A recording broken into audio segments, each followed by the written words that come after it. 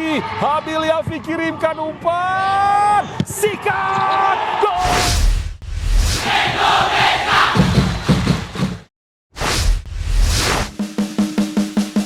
Agenda Sintayong dimulai panggil skuad timnas U20 lalu TC ke Eropa.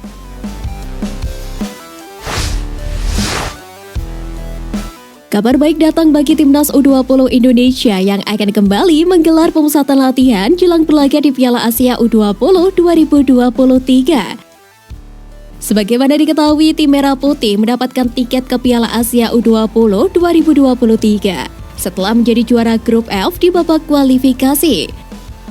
Saat itu, Garuda Nusantara berhasil lolos ke babak utama bersama Vietnam U20. Menatap ajang tersebut, PSSI sendiri sudah melakukan pemanggilan kepada para pemain.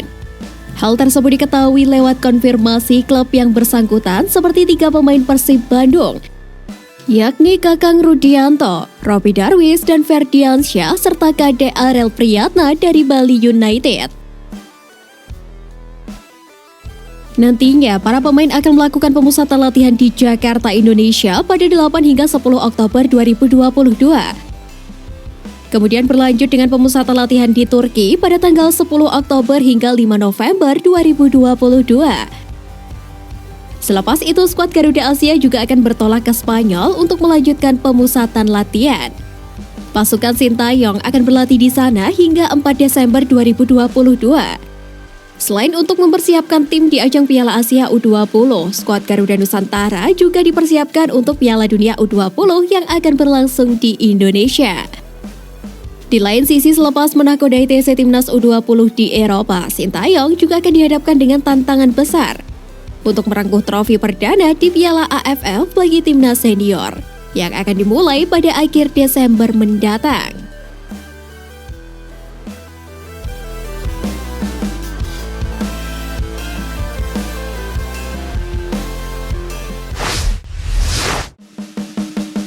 Kelemahan Palestina yang bisa dieksploitasi punggawa Garuda Asia.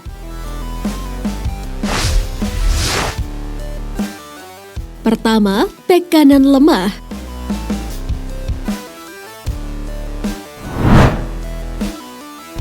Lini pertahanan menjadi salah satu titik lemah Palestina. Hal itu terlihat dari jumlah kebobolan yang mereka catatkan. Dari 2 pertandingan, Palestina sudah kebobolan 8 gol.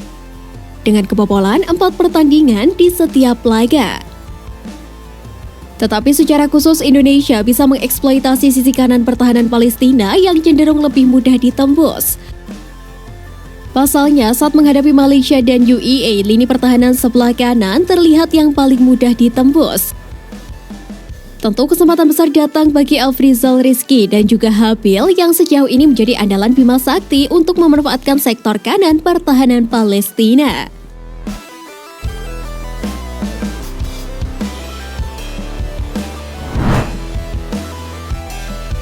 Kedua, kiper lemah.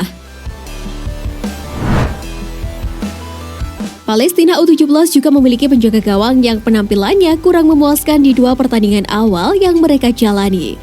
Kiper Palestina U17 ini tercatat telah beberapa kali melakukan blunder dan kerap salah dalam mengambil keputusan.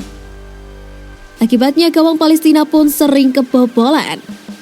Kemampuan kiper Palestina U17 dalam membendung tendangan keras lawan juga kurang mumpuni. Hal ini bisa dimanfaatkan oleh Indonesia yang memiliki penendang-penendang keras macam Arkan Kaka atau Nabil Asyura. Mereka nampaknya bisa mencoba lebih berani melepaskan tembakan ke arah gawang Palestina.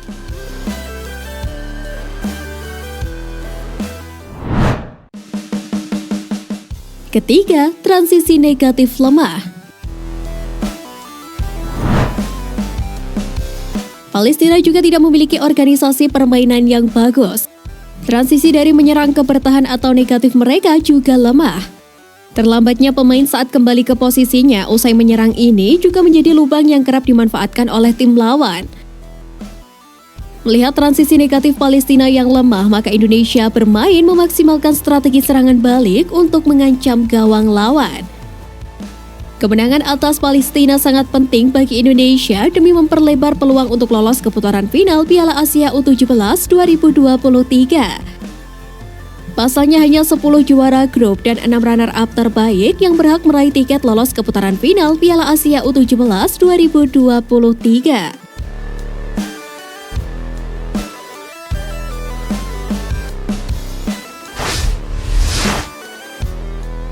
Prediksi line up Timnas U17 Indonesia kontra Palestina.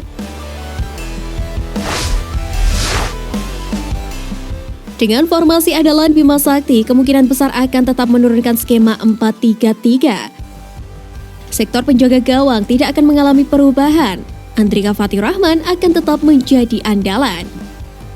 Untuk sektor belakang, Bima Sakti diprediksi akan tetap mengandalkan Sultan Zaki dan Iqbal Gwijanga di sektor bek tengah. Mereka cukup solid dalam mengawal pertahanan Garuda Asia. Di laga kedua kontra UEA, keduanya bahkan mencatatkan statistik mentereng di lini pertahanan, meskipun harus kebobolan 2 gol. Sultan melakukan total 12 intercept, sementara Iqbal membukukan 4 sapuan. Keduanya akan disokong oleh Habil Akbar dan Rizar Nurfiyat di sisi bek sayap. Selain kokoh mengawal pertahanan, keduanya juga kerap membantu serangan dengan sangat baik. Perubahan tampaknya akan terjadi di lini tengah. Namun satu nama juga bakal tetap menjadi pilihan utama Bima Sakti, yakni Kaviatur Rizky. Gelandang muda Borneo FC Samarinda tersebut selalu mengisi starting line up dalam 2 laga awal Timnas Indonesia U17. Dia juga punya dampak cukup besar bagi permainan Garuda Asia. Sementara 2 posisi lainnya akan diisi oleh Narendra Tegar yang bermain cukup mengesankan pada laga pertama kontra Guam. Dia akan ditemani oleh Vigo Dennis. Trio lini serang akan tetap dipertahankan Bima Sakti. Arkan Kakak yang telah mencetak 6 gol dalam 2 pertandingan bakal menjadi ujung tombak dan mengancam gawang Palestina. Arkan Kakak akan diapit oleh Rizky Afrizal dan juga Nabil Ashura yang sejauh ini juga mampu menunjukkan ketajamannya. Mereka masing-masing menyumbangkan 1 dan 2 gol.